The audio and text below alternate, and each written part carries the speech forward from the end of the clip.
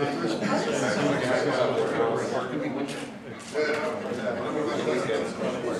right, we can get started. How's everyone doing? Woo! After this talk, there will be a little refreshment break as well. So I want to remind everyone about that. Hope you're having a good time here at B-Sides. Here today. Thank you. Today. I want to introduce you to Ron Gula. Ron and I have known each other for quite some time. The most memorable memory is when I didn't have a real job like Joe. I was what they call a consultant, which is kind of like being unemployed. It is, yeah. And the conversation with Ron is, hey, we're hiring here at Tenable, and we talk about coming to work there, and I'm like, well, what do I have to do?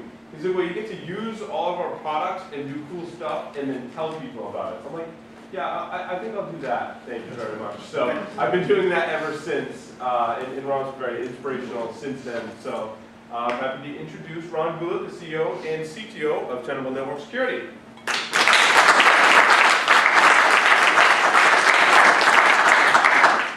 All right, thanks, Paul. So I'm here to bring you some good news.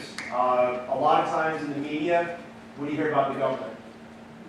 It's awesome. No, it's not awesome, right? They get hacked, they get popped, right? I mean, everybody today said, oh, these guys got popped. I know a different customer out there. I know a different group of people out there who work hard and do stuff, and they have this thing called continuous monitoring. I used to kind of make fun of the government. About 10 years ago, if you started talking about even Microsoft, for example, right, we kind of made jokes about that. The reality is they kind of got their act together. They have standards, they have patch cycles, and it's still not good enough, and they're making it better. But what's actually happening is I think that what's occurring in the government is not only spilling into what you see in Microsoft, what you see into Oracle, it's going to be spilling into Amazon, into Google, into how you use your mobile phones and so on. So I'm going to talk today about continuous monitoring. I'm going to talk today about scanning in real time and doing something about it. These are things that are really easy to say as a vendor and kind of hard to do as a practitioner. I'm going to give you some real examples about that. So first of all, how many people here are in the C-level suite, right? Are you a manager of a budget or anything like that, right? So only one person here, right? Are you all pen testers, right? Right? You're somewhere in the middle. You got some pen testers here. But the reality is the people who actually control the network are the admins, people who buy software, put the software out there, and the people who run it and configure it. All of this affects them.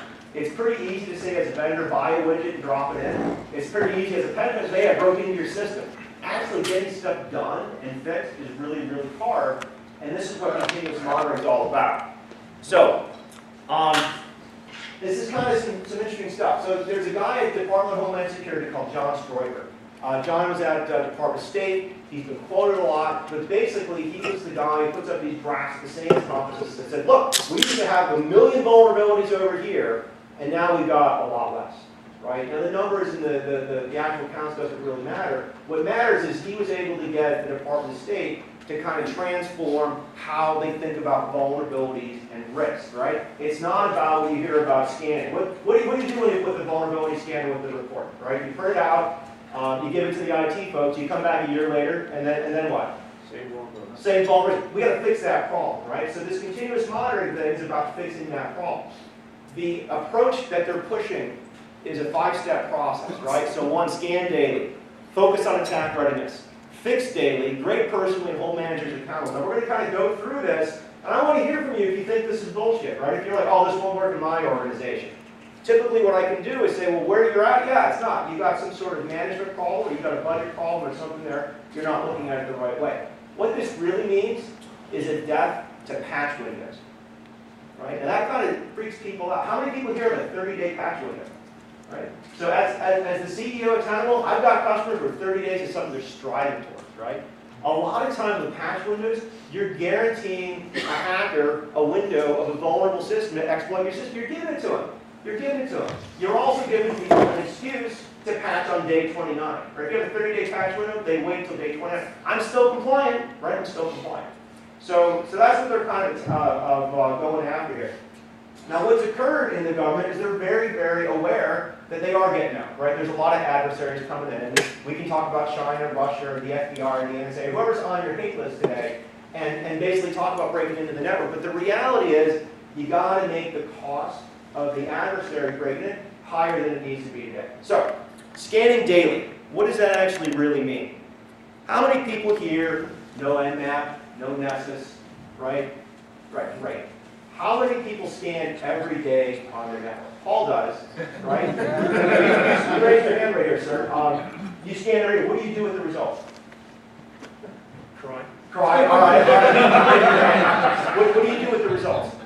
You get passed to a team that goes after it. They get passed to a team, that's great. And then somebody back there, raise your hand. I send them to my interns and make them fix the vulnerability. Absolutely, absolutely. So how else besides what the vulnerabilities, how else can you get vulnerabilities? What is another, if I said, look, you got to put one hand tied behind your back, but you have to figure out all the vulnerabilities in this large bank who's got 1,000 Windows desktops. What's another way you can get all those vulnerabilities? Anybody? Misconfiguration. SOS, how about an agent, right? Can I get some love for like a big fix or a security or something like that? That works, right? What's another way? What if I said, look, you can't install an agent? I want to get another vulnerability. Just go up to the system admin developers and ask them how many patch vulnerabilities. You can go up to the system administrators and ask them, right? Said another way, you can talk to the asset inventory and people who bought stuff, right? Hey, what do I have out there? What's been deployed? You can ask them. What's another way? Watch the network traffic. Watch the network traffic. You can learn a lot about a SYNAC packet, right? If it comes from port 80, it might be a web server, right? If it's got a banner that says Apache, it's probably Apache, right? Of course, you can fake that, but let's not talk about that for a second. There's even other things you can do. You can actually gather logs, right? If you have Splunk and you see a bunch of MySQL logs in there, and you ask the admin, do we have any MySQL? And he says no, he's lying, right? You can do things like that. So there's lots of ways to get vulnerabilities, right? The question is, if you're going to scan daily, you need to do something with that data. You need to trend it, right? Now that graph right there, I got values coming up and coming down and going up, coming down. You would be surprised if you have different types of patching cycles going on, what it means to actually graph and plot that stuff out on a daily basis. Now you've all seen, we're here in the physics building, right? We've all seen sine waves and things like that. If you're measuring your vulnerabilities at the top of that sine wave, it looks like you've got a flat line. Or maybe if you're measuring at the bottom of that, that's a problem, right? Well, when do you think a lot of organizations graph their vulnerabilities? They don't graph them at the end of the month, right? They graph them the day after Patch Tuesday, right? So if you do a vulnerability scan on Patch Tuesday, what do you have? You don't really have any meaningful data. You've got all this vulnerability data that's really more subject to what came from Microsoft or Red Hat the day before. So being able to measure vulnerabilities on a continuous basis is a really, really interesting thing. Now at Tenable, we try to push that out in real time, right? Obviously we passive, log, and scan, and we try to do this in real time. But you know what? What does real time really mean? Most of you should have said bullshit, right? You can't do a vulnerability scan in real time. But at scale, what does it really mean to measure vulnerabilities for 10,000 computers? If you can actually measure that daily, that's pretty good. What's kind of state of the art right now? Who's PCI compliant? Right? What's PCI say? How often do you have to do a scan with PCI? Or at least pass one? Once a quarter. Once a quarter, right? Hey, once a quarter, I'm looking good, right? The worst time to scan for PCI, though, is at the end of the quarter when you're finding out, hey, I'm not compliant. Well, now you have to rush and get things compliant and so forth. The federal government, when they came out with continuous monitoring, what's continuous to that? What's the number they throw? You have to scan the network every what? 30 days. Every 30 days. You know what you have to submit?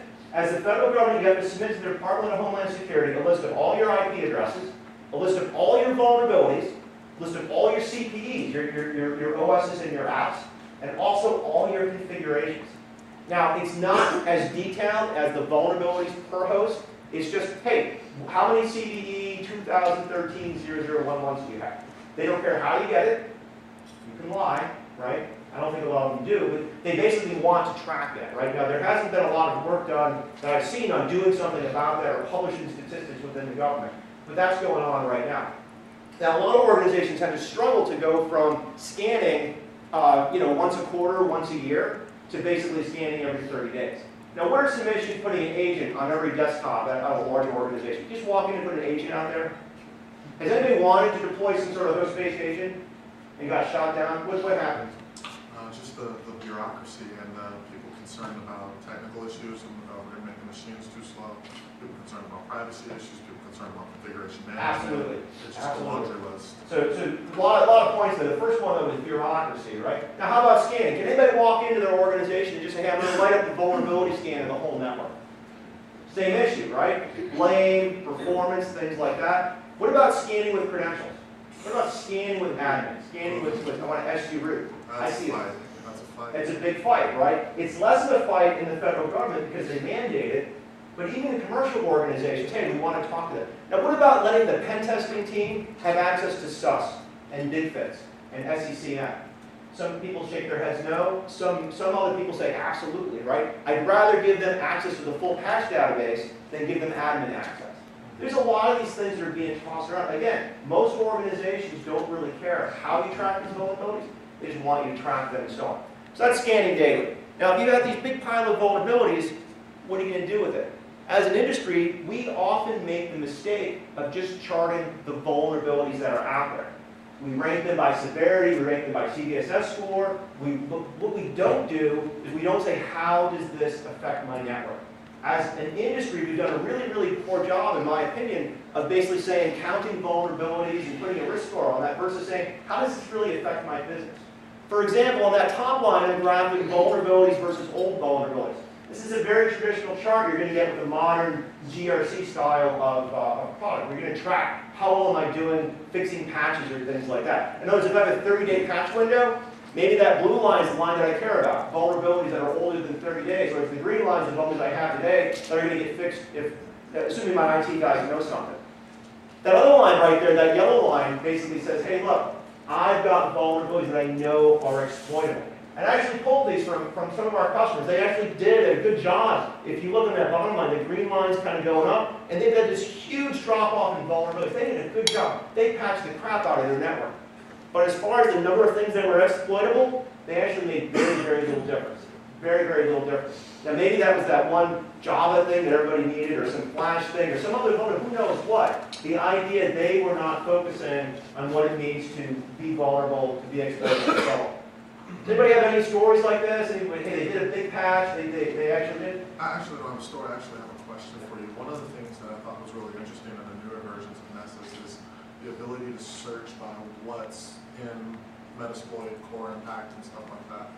I'm actually curious, are you seeing customers putting priority on stuff where there's public exploit code? Yeah, absolutely. So, could you just repeat the question? Yeah, absolutely. So one of the things Joe asked was that, so Tenable's the makers of Nessus, right? And one of the things we've been doing recently is tagging all the vulnerabilities with basically all this other metadata, right? One of the things is, does this vulnerability have an exploit, right? And we tag that against core, against meta, against immunity, against a couple others as well. And this really allows you to basically create charts like this. This is actually component of our product called Security Center. We said, look, not only graph the vulnerabilities that are out there, but also graph in real time the number of vulnerabilities that I'm exploitable to on a given day. We're seeing a lot of organizations leverage this tagging because it really allows them to do some interesting things. I've got another chart later that we'll show what actually says, hey, this server had no vulnerabilities, but it was exploitable for the entire month of June, so like a bar chart, but then obviously when we get to July, it drops off. So you know that during the month of June, this server was extremely not only vulnerable, it was exploitable. Now that has dramatic impact from an incident response point of view, or if you have to react to an attack that occurred during that time, versus just, hey, looking at the vulnerabilities that were there on a certain thing.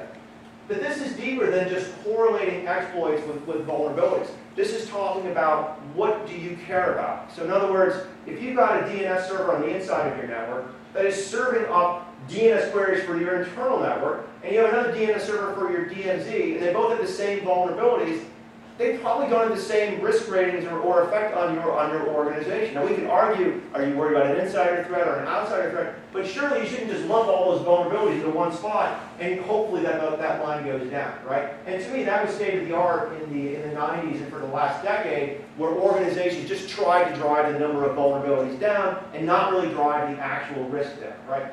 So the big point here and again, these five things, the scan daily, now we're on preparing for attack readiness, these all come from John Stroiker, who's basically in charge of the CyberScope program, but we're also pushing this out to the industry, to academia, and different things like that. That make sense so far? All right, good. So, after you're focusing on attack readiness, this is where things really get interesting. Basically, you're saying, look, you have to fix daily. You cannot have that 30-day patch cycle and just assume that you're going to wait to that day 29 and patch. Now, a lot of times people say, well, where do these 30-day patch cycles come from? These 90-day patch cycles come from?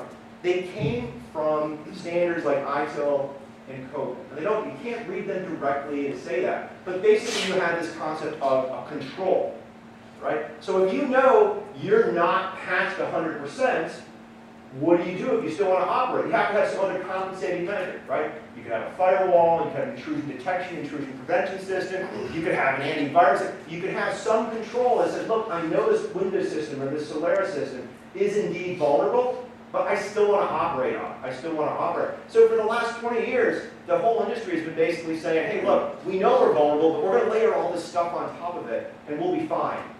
Not really, right? I mean, antivirus is great, but it's bypassable. IDS is great, but it's bypassable. Firewalls are great, but it only works so far. Basically what they're saying here is, look, we cannot wait to push these patches. Now, this is really, I've been giving talks like this, and I've been there's no way, I don't have the resources, right? There's no way. There's no way I'm going to deploy an Oracle patch the day that Oracle patch comes out from Oracle, right? And that's true, right? But the idea is you also shouldn't wait to the very, very last second if you have a 90-day patch window to do this. You should be able to look at these patches and respond to them accordingly. A lot of times what I've seen in large organizations is that what happens is that they wait to the absolute most convenient time to deploy a patch and not when it's most effective to mitigate an attack on the industry. So again, kind of interesting stuff, the way to look at this. But the point is getting the IT teams in shape so they can deploy these patches in pretty much either near real time or a lot faster than they've been doing. Now, what's the worst kind of patch window somebody's seen on their network? Where they've gone and they've done a scan and they're missing patches and the patches are out of date. Has anybody seen a 30-day out of date? All the time, right? Somebody laughing. How about 90? 90. Somebody want to go for more than a year? All right, so let's just go. Okay, so more than a year ago. How old was it? I've seen 2.5 years. 2.5 years. I see people still 8 years. Sun OS. Sun OS, right. So, and these are probably at places we all shop at, that we do business with, that run the federal government. That it's stuff that gets forgotten, right? And absolutely, there's always a reason to run stuff, right? And Chris talked this morning and says, yes, we still have companies with mainframe. Of course, there's always going to be some antiquated technology. Hopefully it's behind layers of firewalls in the basement and nobody knows about it, right? But if you're talking about your entire workforce, like we did a podcast a while ago, Jack, where there was I forget it was the Internet Explorer, but people were having to work the weekends to basically patch Flash and Internet Explorer. Otherwise, they had to zero. This was just a couple of MS Tuesdays, probably like a couple months ago. The point is, if that was their only defense against this stuff, patching stuff out of cycle, they're totally screwed when it comes to looking at things like this.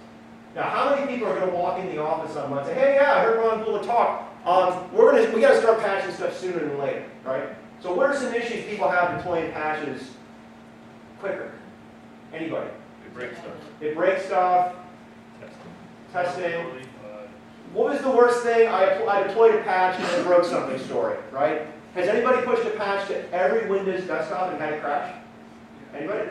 Really? You had that happen recently? I forget, it was an MS vulnerability, and Microsoft's gotten a lot better over the last several years. They have.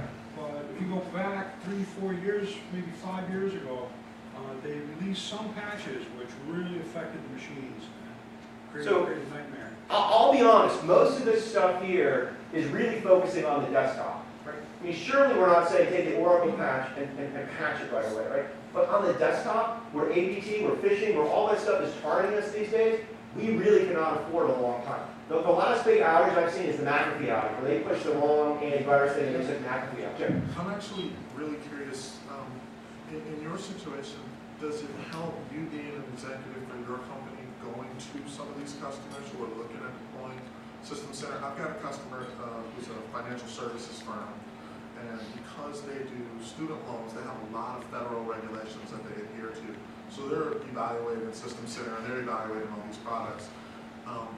Does it really help that you're an executive when you go talk to a lot of these? Is it the peer thing versus us nerds? So Joe made two comments. So we eat our own dog food at Temple, right? We try to patch, we try to do these things, but we're 200 people, right? I mean, I think the maximum count we have is maybe 3,000 systems with all the virtualization we have and stuff like that. That pales in comparison to a lot of these major banks. I was at a Morgan Stanley event, they put a slide up, they had like 150,000 desktops Right. and 180,000 servers. Like I put that on a slide, and that just blew me away, right?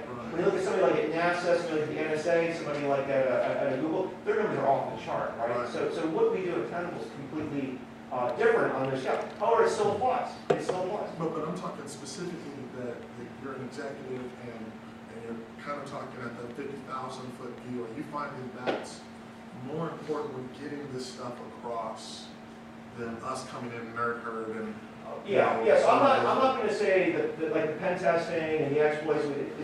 You still need that. You absolutely need that, right? But if this kind of information is not at the board level, if it's not at IT, if they don't know how they're being managed and judged, if they don't really know what they're exposed to on a daily basis, they're not going to make the right decisions. And that's what we're seeing, right? What we're seeing as an industry is, look, there's been a lot of investment in GRC, there's been a lot of investment in patch management, there's a lot of investment in SIMs, but what's happening, we're still getting known, right? Look at all the major APT operators. All these guys have, some of them we're SIM product vendors, right? So the question is, we have to do something different, right? And basically what continuous monitoring is saying is, look, audit your network, audit it faster, use automation, and hold people accountable.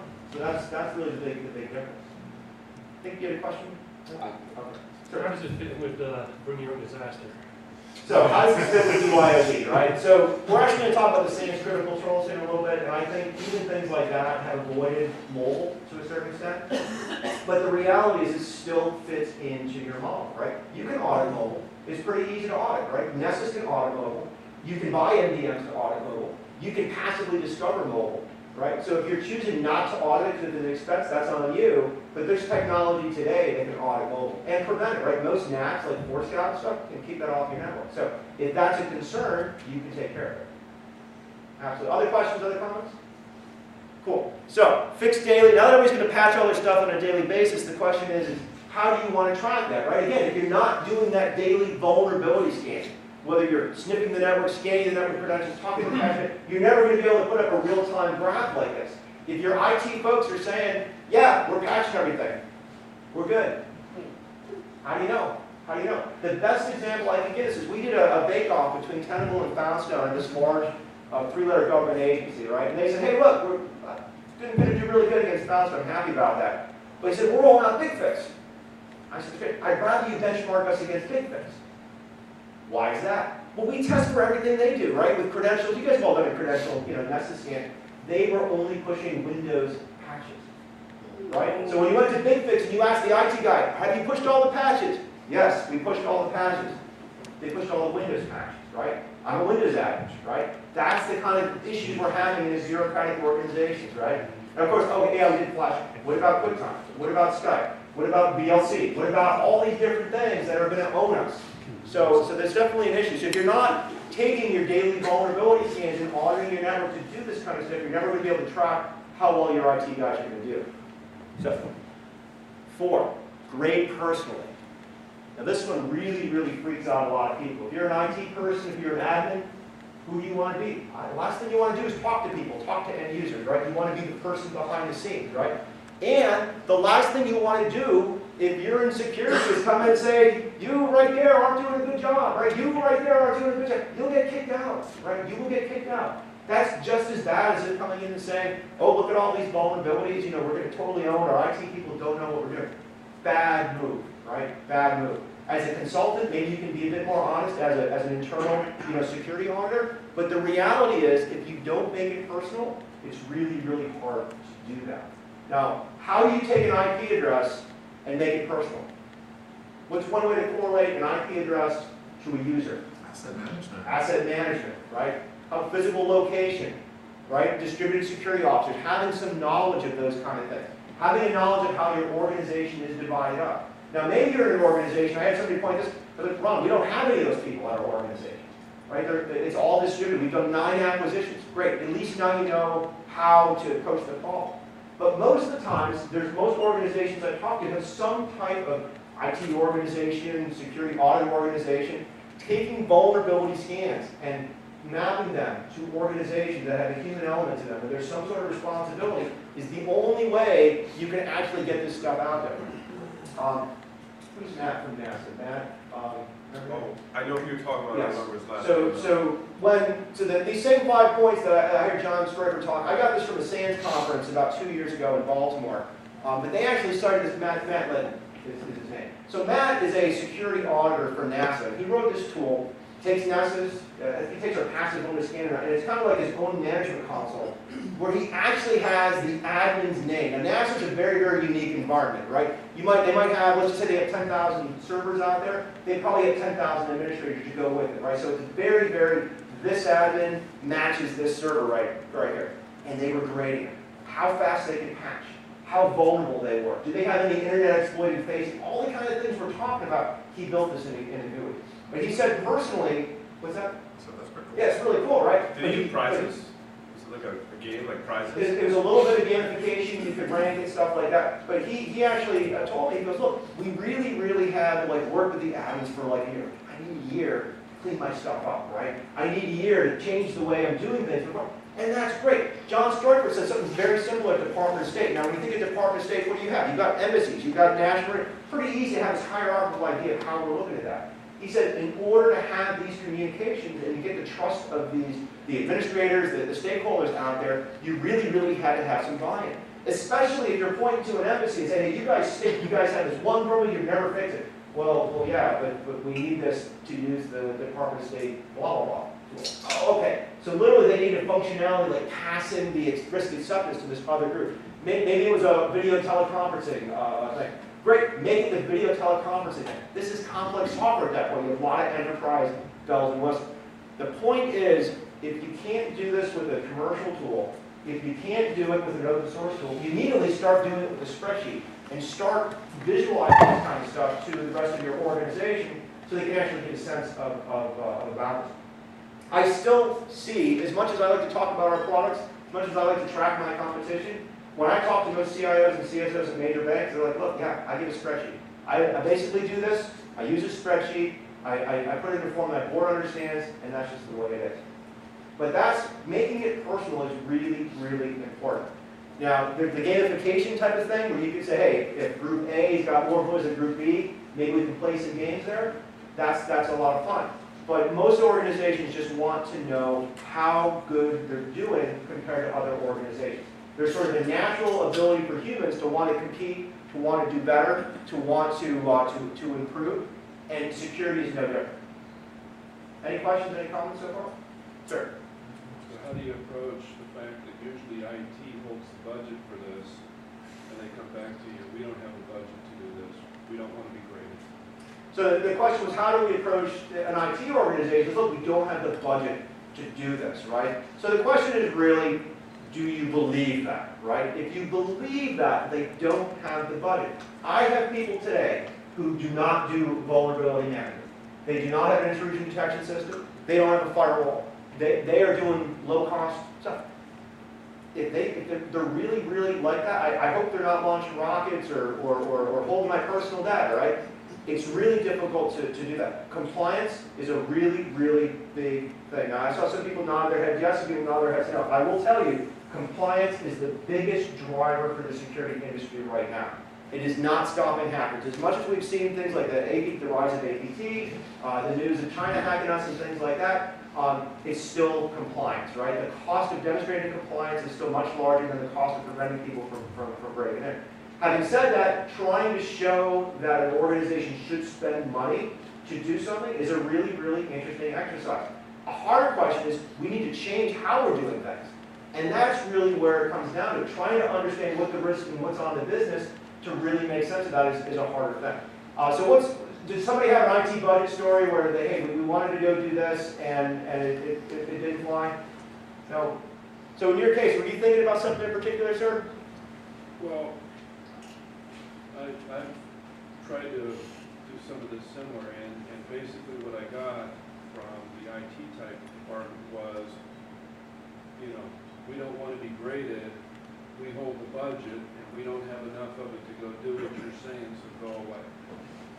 So I've been in that situation, And the thing that you have to do is you have to make them responsible, right? If that's what's going to happen, you need to say, look, I'm not going to be the person responsible for security then. I clearly can't do my job at that point, and so on. And you need to be able to take that to the board, to the investors, to depending on who you are, perhaps the media, right? I mean, this is the day and age of whistleblowers, right? So if you're working at a government agency and they're not spending money on security, keeping our data safe, what can you do, right? You can go to audit, you can go to IT groups. There's a lot of things you can do. Joe. I have a story for that one. I did a penetration test and found that the database passwords for a web server, because of a parsing vulnerability, would display, and it got spidered by Google. So you could see the database password whenever you Google this company.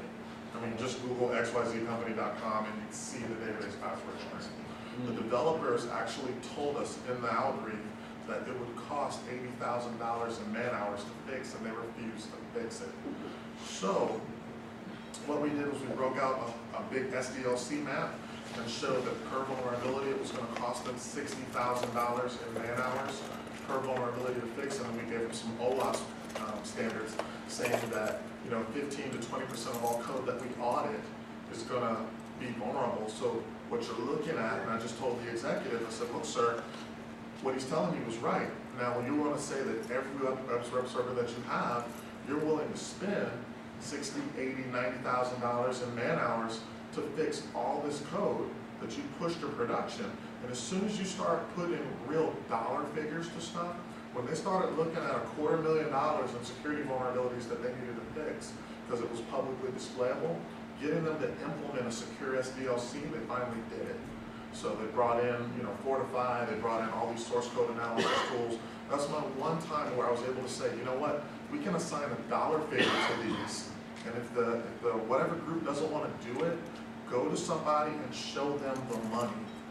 Show them the money. There's a dollar figure that you can usually associate, whether it's man hours, business impact, hours without security incident.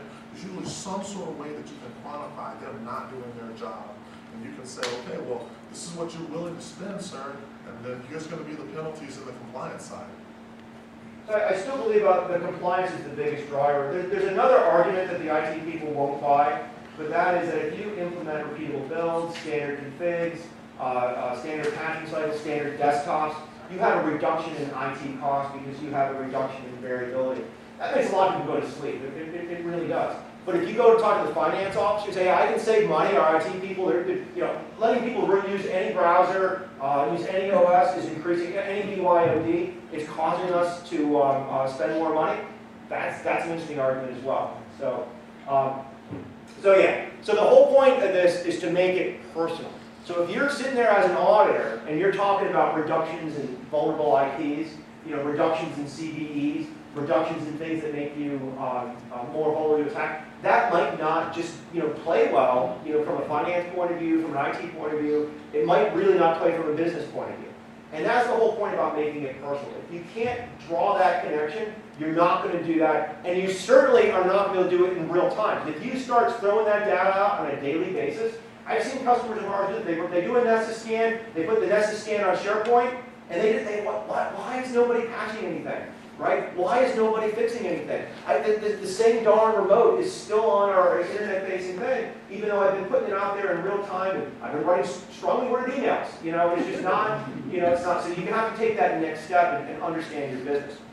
Now, finally, the fifth step is really about holding things accountable, holding the managers accountable.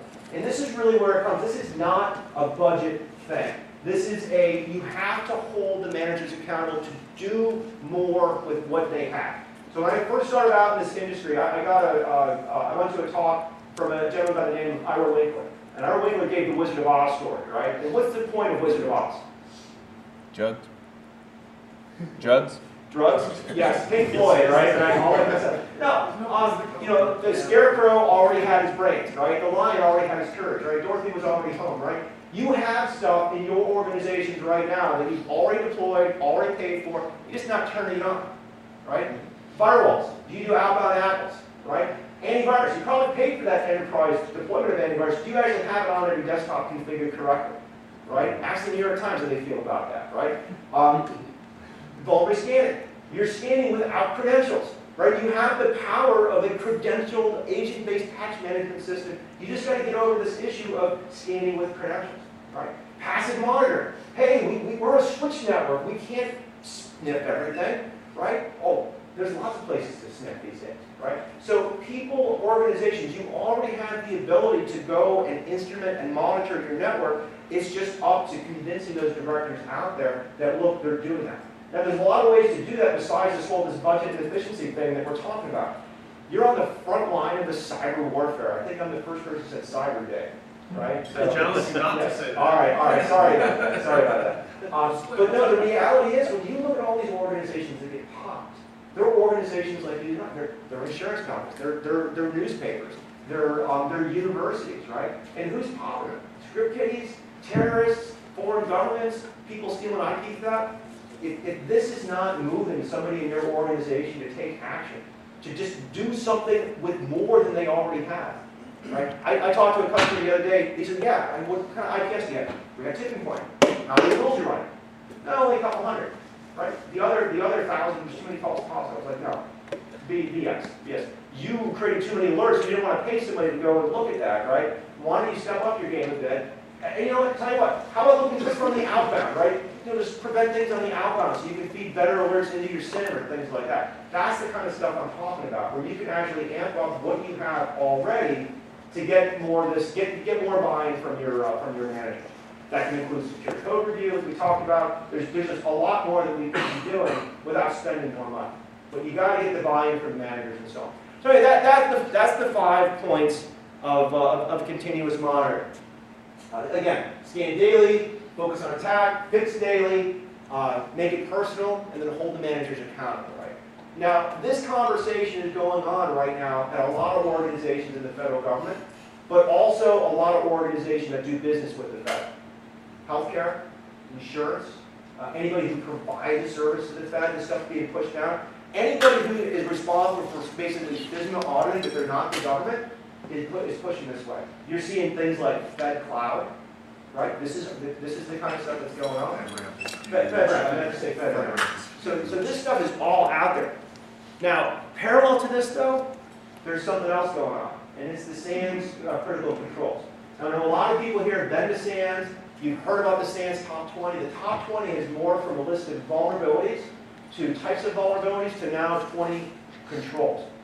When I first heard about this, I said, the last thing this industry needs is yet another set of standards, and I'm convinced this is the standard that we need. And a lot of the other ones, if you were doing the SANS controls, trying to align yourself to PCI or FISMA or NERC, whatever, would not be a big deal. So how many people here have heard of the SANS controls, right? So a lot of you. What do you think about it? What have you heard so far? Well, thumbs up, okay? Pretty basic stuff. I'm not going to go through 1 through 20, but you know what the SANS controls basically say? The same kind of stuff pilots do before they get in an airplane, right? Do you have your flaps work, right? Is there maintenance on your network, right? Or do you have multiple ways? Are you certified? There's all these different things that pilots have to go through before they even take off. This is basic stuff, but when you do it at scale, it gets really, really interesting, right? If you're an organization with 20,000 computers, the first thing on this is an inventory of authorized and unauthorized devices. At 20,000 devices, how do you do that? How do you do it? You know what SANS says? We don't care. You can figure out, you can have whatever policies you want.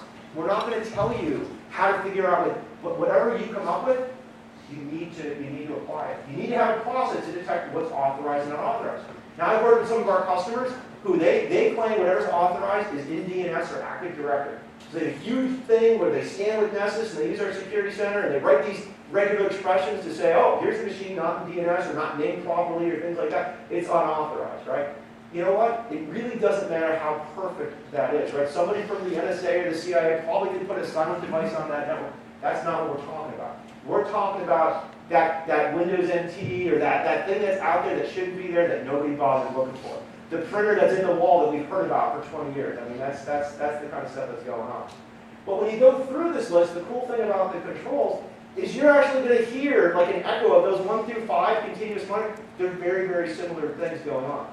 So John Stroiker from DHS is a big fan of the controls, gave a lot of input to it, but a lot of those continuous monitoring came from NSA. Tony Sagers, this guy at NSA, who was a very senior executive, recently retired, joined SANS. Now the other cool thing that SANS did, they were able to pull Gartner in. So they actually got an analyst from Gartner called John Pescatore. He's the guy in charge in SIM, I think VM, maybe IDS, I apologize, forget that. He knew a lot of commercial stuff. John basically said, look, this has legs not only in the federal government, but in the commercial government, because it speaks the same language as COVID and ITIL and people who give a darn about budgets and things like that. So, SANS controls, a lot of thumbs up. Any questions on SANS? Any comments on SANS? Other than every time you say SANS, we have to say Ed. SCOTUS. Absolutely, absolutely. So, with that, I'll take questions. I mean, that's basically what I wanted to talk about here. If you want to learn more about Tenable, we're at tenable.com. We make Nessus. I'm not going to give you the whole sales pitch. I mean, Joe mentioned our product a couple of times. We have a solution called Security Center Continuous View, which is basically a combination of real-time scanning, config auditing, log analysis, passive network monitoring, botnet detection, and malware detection, and it doesn't suck. It's actually really cool. It's the same code base, and it scales with the DoD bot. You guys can look at it too if you want. So other questions, other comments? Do you have like a demo copy out? Yes. Feel free to comment. Sir? Yes, in large organizations today, there's starting to become this awareness of the topics you're talking about. There's the need for continuous vulnerability scanning, applying the principles of 20 critical security controls, and that hasn't necessarily filtered into those organizations yet, although it's starting to on the large enterprise level, federal government, big insurance companies, banks, and so on. But what happens down in the media market space, where you've got staffs that are hard pressed to keep up with the demands of all the changes within the industry, and yet here's another thing in the management level that pushes your direction doesn't have this yet. So the question is, how do these controls kind of apply to like the smaller companies and stuff like that? Translate to medium-sized businesses. Yeah. So one of the things I kind of pride myself on is entrepreneurship, helping people get started in security and things like that. And frankly, we've had guys and ladies, use Nessus, and now they're the CIO is small, or the director of IT, director of security, and stuff like that. When they look at PCI and FISMA for their network, it's kind of tough, right? When you look at the controls, this is a really, really easy framework to manage a 100-person network with 100 images at Amazon. It's a really, really good framework for small universities, big universities. And I've just seen a lot of people say, hey, Ron, I took this new job. First thing I did is the gap analysis against the controls. You know what? We were doing some of these already. Yep. And I was able to speak to my CFO, my CIO, and kind of move forward. So I do see it being used. The framework is great, but in an organization that may not have had knowledge of this, and you're the only guy in the shop that gets this, implementing this can be almost a full-time job, and it requires dedication of resources, namely my time to go into the organization and implement this.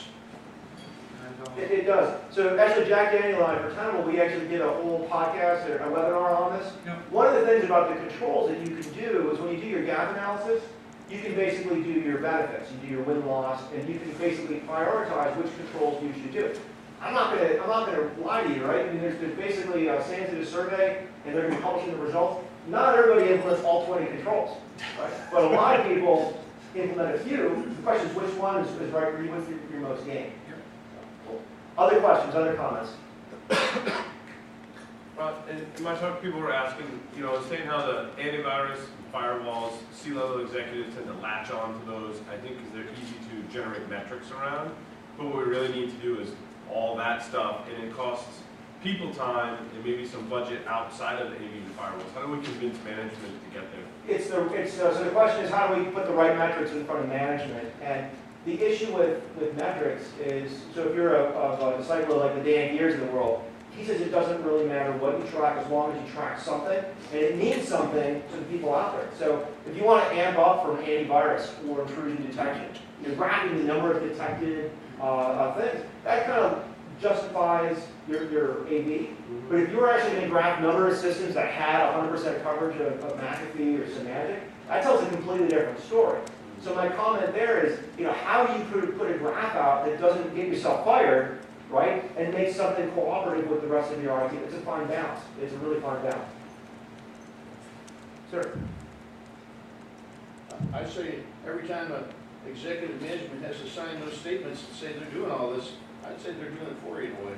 You would be surprised how many C-level execs lose a lot of sleep over this, and that actually, it's usually not a funding issue. I mean, and here in America at least, we spend a crapload of money on router switches, operating systems, things that patch and manage those things, right? A lot of times, this is something that's met with really, really open arms. It's not so much of a budget. Yes, I know the economy is kind of slow and stuff like that. The reality is, there's actually a lot of spend in IT. It might not be on more antivirus, right? But there's a lot of spend going on still. And then, things moving to the cloud is just an opportunity to do things right, do things better. Last question. How do you do this gap analysis? I work for 2 departments around on students' computers, computers at 25 years old, so forth. And we have Windows, Macs, all sorts of Linux. So the question was, you said you're right from here, Brown? Yeah. So your question is, how do we do this gap analysis on student computers, on systems that are maybe 25 years old, and things like that? You can definitely do that. So you have the question is, what problem are you trying to solve? I work with a lot of universities, and sometimes we say, hey, look, we're going to start with a server farm, where maybe our private student information is, right? And that thing that's 25 years old, that might be the physics department, Hadron Collider, anything, whatever. Maybe we'll get to that later, right? So you just figure out where to prioritize, hopefully in partnership with your executives and your CIOs. If you have any auditors from the state, figure out where to start. That's a good place. More and more universities I talk to are dominated by the hospital that's on the network. I apologize. I mean, is there a University of Brown hospital? Yes, There is. You know what? Hospitals usually have budget. They have staff that does things for medicals. It's a different thing than a university. I've actually seen more than one university take the hospital staff and use that for the rest of the organization. Now, a student laptop is a little bit different than a computer that's got healthcare records on it, but that's just a point to start with, maybe. Cool. So with that, thank you very much for your attention. I love you guys.